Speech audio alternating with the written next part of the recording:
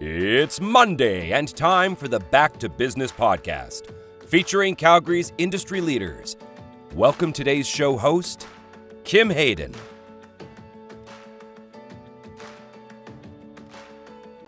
All right, I am excited today to invite Gilbert Bong to come in to the studio. Met him through his amazing podcast, Between Two Dots.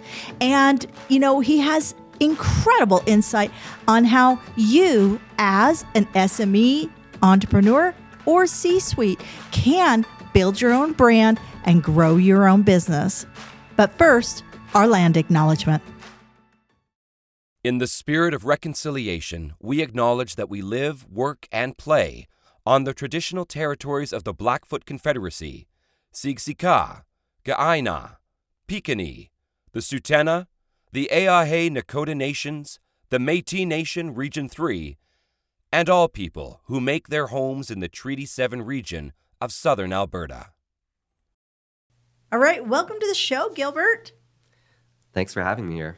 I am super excited. You gifted us with your time for our Let's Talk podcasting night here at the CPC at the Cal Peak Club. And you had a lot of great insight that I wanted to tap into, because a lot of people will start a podcast with a specific intentionality, right, to grow their business or get their product out there. But you really are around community. So before we dive into everything you're doing, I'd like you to share a little bit of who is Gilbert and what does that community consist of? Yeah, absolutely. So Gilbert Bong, I'm born and raised Calgarian. So a lot of people say that that's rare, but there's more and more native Calgarians these days, because people love to come here, raise families. The younger generation is all calling this home, and a lot of people that have moved here from other places consider this home really quickly. So I was born in Calgary. I grew up in the northeast community of Castleridge, and went to school here. So went to University of Calgary, studied business, did my concentration in finance and risk and insurance, and then started in working my corporate jobs in downtown Calgary ever since. So this has always been home, and I've spent a lot of time here as a result. And so you have always been kind of in the C-suite space. Is that correct? I would say that I was very fortunate in my early career, because I started out in investment banking.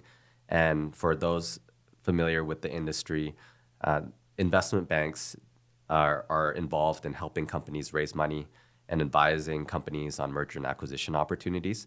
And at a very early age, as a result, even junior members of the team are quickly exposed to C-suite executives. So our clientele, we're usually dealing with the CEO or CFO of a company when they're talking about raising some equity to finance a deal that they're going to be acquiring some assets or buying up over another company, or doing a merger with another company.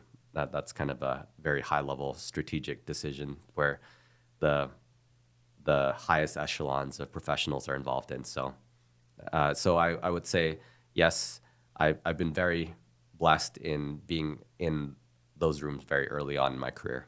Yeah, because you're still quite young. You're still very young, and yet you've done a lot. Your resume is quite robust when you look and see, who you're associated to and what you've done. So bring us forward as to what you're doing right now and what's sparking in your business life.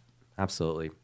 So fast forward to today, I'm a founding partner and president of Zelos Investment Counsel. Zelos Investment Counsel is a financial services firm which is focused on wealth management for individuals and families, but we also continue to do some corporate advisory where we help companies raise money and advise them on merger and acquisition opportunities. And our primary clientele on the corporate advisory side tends to be small to medium-sized businesses, mainly private and pretty industry agnostic. So historically, my career had been focused on oil and gas and energy. But since the time we started Zelos, which is over 7.5 years ago, I've had a lot of exposure to a lot of different industries. So worked with some more emerging companies, companies that have some sort of technology application to traditional businesses such as oil field, real estate, property insurance, that sort of thing, and some just generic traditional businesses such as uniform security guard businesses and construction. Interesting. So it really does run the gamut, like all the way across for you. What are some things that you're seeing today that 10 years ago were not even on the radar here in the Calgary kind of clientele and business development? I would say that the technology and innovation space is a real bright spot.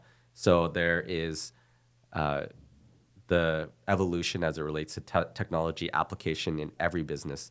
If you ask me today, what is considered a technology business, I would say every company is a technology business at this point. So that is something that is a strong theme throughout the projects that we take a look at, is technology and innovation has a place and application.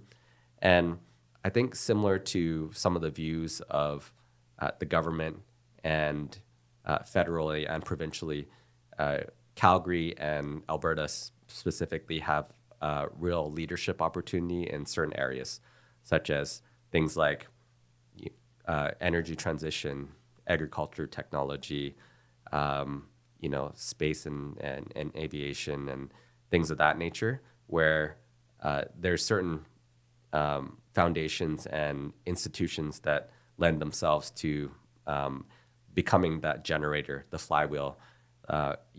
Edmonton has been known as a really strong point and hub for artificial intelligence and machine learning. And Calgary, we're developing a quantum computing lab with the University of Calgary as well, which is going to unfold a lot of opportunities for businesses and communities that are associated with that. So, having grown and built a company here in Calgary, what do you believe has been kind of the pillars of your success? I would say, and I'm sure that you would relate to this, that building something from nothing and being an entrepreneur is not a journey for everyone, which is okay. Reason being, it's very difficult to do. It's going from 0 to 1, and usually that takes a lot of tenacity and endurance that some people may not necessarily have the fortitude for whatever reason, whether that be mentally, financially, etc., so forth. But what I would say is it is one of the most self-actualizing experiences an individual can go through, because you will figure out very quick, and you have to come to terms and be humbled to understand what you're good at, what you're not good at, what you like doing, what you don't like doing, who you like to work with and who you don't like to work with. And that usually forms the basis of what you're going to do on a go-forward basis. So distilling down to the core fast is I believe a key to success, because then from there you have something pretty substantial, authentic, and real that you can kind of go to the world and the market with. And it's a pretty scary thing, because I think inevitably everyone is social. We're social animals, right? So we care about what other people think. And sometimes it's very difficult to start something because you don't want to be seen as starting small, or having people ask questions about what your intentions are, or what you're trying to do. And you really have to kind of get over that social stigma to be able to push through that, to try to build something of substantial value. I think some of that inherent stigma is actually kind of old school. Like we see, if we go back our parents work a job for 40 years and get a pension. Well, there is no more pensions now.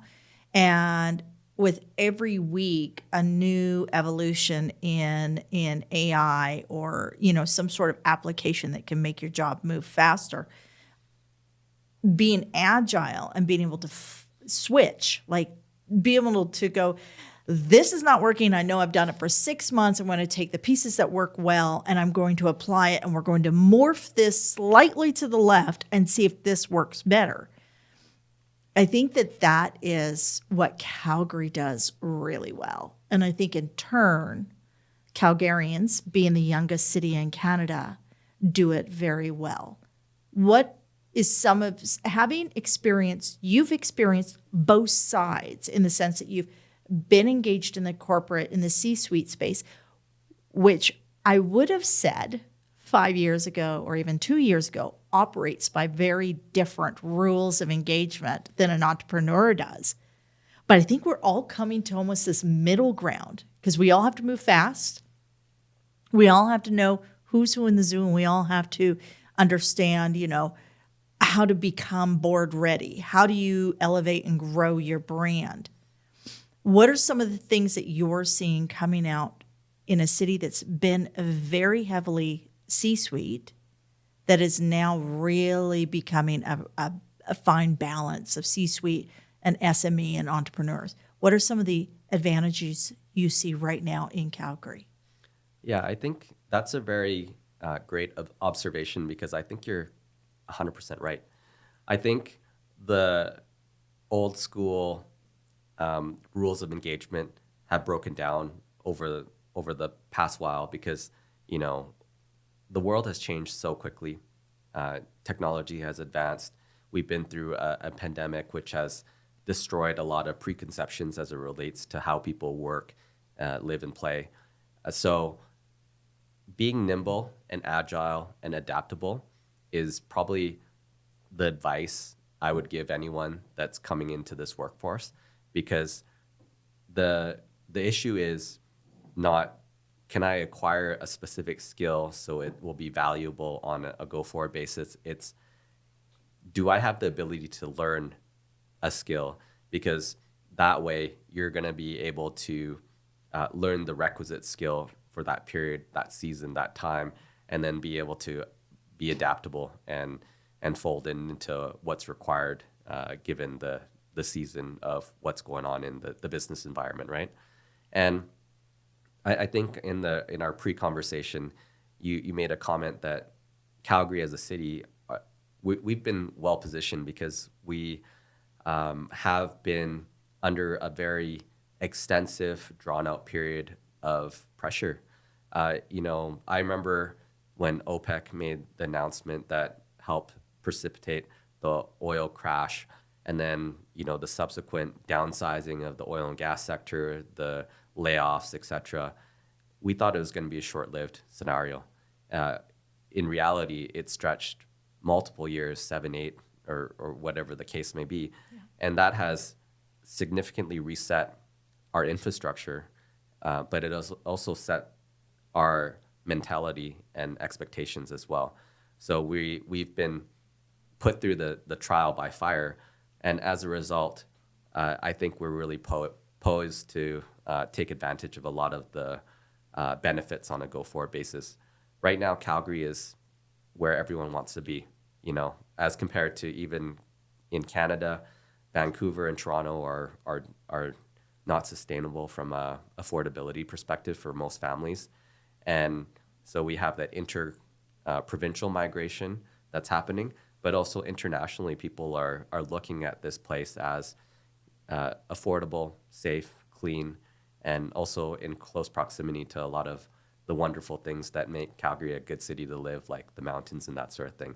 So I don't know if that answers your question. No, that's exactly. I mean, so there's a lot of parallels. Like when we look at where we are in this world right now, we haven't seen disruption like this since the 1940s. The TV came online. People came home from war. We were in a huge housing boom. There's we were just coming out of, the Great Depression. And like, if you look at it, the late 1940s was when North America was built. The infrastructure, the schools, the bedroom communities, which are all now inner city and cost a fortune. But there's all of this going on. And I think Calgary right now is a city to watch because it's been forced. We've been in this space of that pressure cooker. Like, we're making the diamond, right? We're in here. This is happening. And now we're leading when it comes to transition of commercial space into residential and other hotels, other accommodation spaces. We're leading in technology, med tech, biotech, prop tech, tech. And I think we're adapting really fast because, like you said, we haven't had a choice. It was adapt or die. What's some advice that you would give I'm just going to pick an age randomly. All right. So 35 years of age. We know right sizing and downsizing is continuing to happen in every major corporation. So being prepared is a really good option for people. If you have a good resume and everything, what are some strategies somebody can put in place to where, if they do get right-sized, it's an opportunity, not a devastation? Yeah, absolutely. I hate to say I speak from experience, but I've been on the other side of right-sizing twice in my career. And it could be a pretty devastating thing, just depending on where you're at mentally and financially and personally. But what I would say is, it's something that it may sound odd, but I think I'm starting to subscribe to it more and more. I think people need to be more cognizant about building their own personal brands. Personal branding is something that is becoming more prominent. If you think about companies, you tend to associate the companies with their charismatic leaders. As a result, it's just becoming more personified. So one thing that you can do is spend some time building up your things like LinkedIn profiles and perhaps building content that is consistent with your brand, if you will, depending on your profession and where. So you become a little bit of like a industry expert or a thought leader in that particular field. So if you do find yourself on the sidelines, then at least people will remember what you're associated with. And there might be some more opportunities for you to garner the next opportunity as a result, right? So that's something that I think is important. And I remember reading Alex Hormozi's book, and he had been kind of adamantly against content creating in the past. And he said, it's kind of a waste of time. It disappears. But it's really not the content that's important. It's the audience that you cultivate that compounds over time. And he had asked a influencer friend of his, do you get weird messages and people, making fun of you or doing these things? And it's like, if that is the cost of having a truly big impact in life, then that's a cost I'm willing to pay. And at that point, he felt really exposed because he wasn't stepping up to really, take the burrs of all the things that come with putting yourself out there, because it is a scary thing, right? It is, absolutely. And it is hard because it's not trying to be what we quote unquote call an influencer. Influencer is a very different, but creating a brand so that partnerships or employers, or maybe you go on your own and you decide that you want to do a fractional COO position, people can see readily who you are. Because I think there's really a lot around alignment now. I think a lot of us have had to, and I won't quote Gary Vee specifically, but he said he's never seen a group of people doing what they hate so they can buy stuff they don't need to impress people they don't even like. And I think that our younger generation, so it started with our millennials, and then what's the next generation down? Because you're a millennial, correct? That's correct, yes. And then what's the next generation down? It's Gen Z? Yes. Gen Z, and then we have Gen Alpha after that, right? What's fascinating is that millennials started this conversation, right? They started the hustle, side hustle, live your life of passion, so forth and so on. And what's happening is I'm seeing the Gen Zs come in, and there's some sharp ones, like the gal who does, I wanted to say her name was Zoria, but I may be incorrect, from Duolingo, 24 years of age. And this young woman, it is just mind-blowing as to how she's been able to take everything from her traditional parents to the millennials before her and put that Gen Z stamp on it. And I think we just are in such an exciting time that communication is key. And so communication, share with us your podcast, why you started it, and what does it give you? Yeah. So I co-host a podcast called Between Two Dots, and the two dots represent birth and death. So it is a guest-centered podcast where we talk about, it's basically storytelling. So we have guests that come on, individuals that we find interesting and inspiring, and we always talk about early childhood and work up to kind of the story of what they're doing today.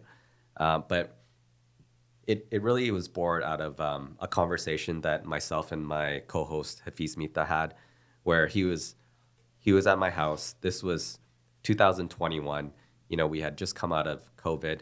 There's a lot of polarization and negativity going on. And we said to ourselves, let's do something. I don't know what that looks like, but let's do something together. And we eventually landed on podcasts, and he had admitted to me that this was something that he wanted to do for years, but just had never done it. And I said, well, let's get it done, and let's do it. Let's commit to it. Let's release weekly. And 3 weeks later, we had episode number 1 up on Between Two Dots. So why did we do it? One, it was an opportunity to do something together, but it also provided another platform and a creative outlet for me personally. And it's become, I would continue to do it if no one listened to it. It is kind of the scenario, because it gives a continuous channel to learn about interesting people and glean from their life insights. So it's like, a real life masterclass or something of that nature that is fairly unique. So, and you do this with your total BFF, right? You guys have been friends since high school. Yeah, we've been friends since high school, and yeah, we're very close friends. So it's a fun project for us to be able to collaborate on, because after university, he went on to participate in a few startups, and then I started in investment banking. So our worlds never found an opportunity to collide. So this was really an intentional forum that we had imagined in order for us to connect and collaborate on a consistent basis. And with it being, two men in this conversation, a lot of studies are showing disconnection with young men, and where the world's going. They estimate that in another decade that, 1 out of every 7 males will not have any real human contact. How important do you think it is for people just to open up dialogue? I think it's extremely important, and that statistic is staggering, right? But it's scary. As a mother of 2 young men, I have, and I know, and I watch them struggle. Right? It's a very interesting how the world, because we're moving into that communication space, where we're no longer in the industrial age. We're moving back more towards the Renaissance age, that creative space. A lot of men are getting left behind. Yeah. But yeah, I love what you're doing. I love your artwork is gorgeous too. Thanks. Who did your artwork? We actually had a outsourced it on Upwork. So Upwork. yes. Yeah. In moving forward, so we're pretty close to 2024. So I'm going to totally date this episode. If you could give 3 strategies to a startup in Calgary to be able to get out, find funding, find connections, find business, what would those 3 strategies or ideas be? So number 1 is finding mentorship. So whether that comes in the form of like a formal advisory board, a board of director member or members specifically, formally, or some sort of just personal mentor. I think any startup would benefit from having the wisdom and knowledge, and also just the forum to share ideas and be vulnerable. So that is a huge a pillar of success. You know, you look at the success of programs like CDL, Rockies, and things of that nature. It's all predicated on mentorship, and I think that goes a long way. So mentorship, sponsorship, that sort of thing is highly valuable. Second is inevitably startups are the most fragile and the most fragile and vulnerable that an entity will be in its lifetime. So inevitably, all businesses need to make money. So finding those short opportunities to cash moments. So, you know, inevitably you have to figure out a plan as it relates to financing the business to the point that it becomes sustainable. So sometimes it involves perhaps taking on certain projects or things that are not core or something that you don't desire to do but are necessary in order to finance it. In the meantime, maybe it stays as a side hustle while you continue to work your full-time job until you reach the point to be able to jump in with both feet. So finding that path to financing and the short low-hanging fruit and short-term wins is important. And 3, distilling down to that core, that essence of the company. And as I mentioned, that is a very rewarding and self-actualizing event, but it is very difficult and challenging as well. But there is so much noise and static in today's world. We're inundated with like so many messages, so much communication, so many videos, sounds, lights, everything, that I think people can identify and genuinely appreciate when something is like pure and core and authentic in nature. So just trying to distill down to, you know, the essence of what you're trying to do, your mission, is really important to cut through the noise and differentiate yourself as a business. So those would be my 3 strategies as it relates to finding mentorship, ensuring that you have a plan and identifying short time to cash, and distilling down to the core of your business as quickly as possible. Do you mentor? Because you put that out pretty succinctly, and you were able to even wrap it up and reiterate exactly those 3 points. Is that something that you've done in past? I've been involved in recruiting and mentoring throughout my career, and I have entertained opportunities to get involved in other former mentorship programs, which I'll likely move forward with. I also sit on a number of boards, one of which is the Alberta Women's Entrepreneurs Board. Okay. So in those capacities, it feels like I'm kind of fulfilling that need. So it's something that I not only hope that I can impart some value, but it's something that I feel is necessary for me being satisfied with what I do on a day-to-day basis. Paying it forward. Absolutely. What do you do to recenter? I think everyone's got to find ways to do this. but physical activity is really important. I inevitably can do better, like most, high drive, high achieving, ambitious people. But that I find is really important. Spending some quiet time reading, connecting with family and friends. I think those are all great things. I listen to podcasts. I listen to like audiobooks. I don't do this as much, but getting just out in nature, even if it's like for like a walk in your neighborhood, or if you're fortunate enough to actually have time in the mountains or something like that, is really refreshing as well.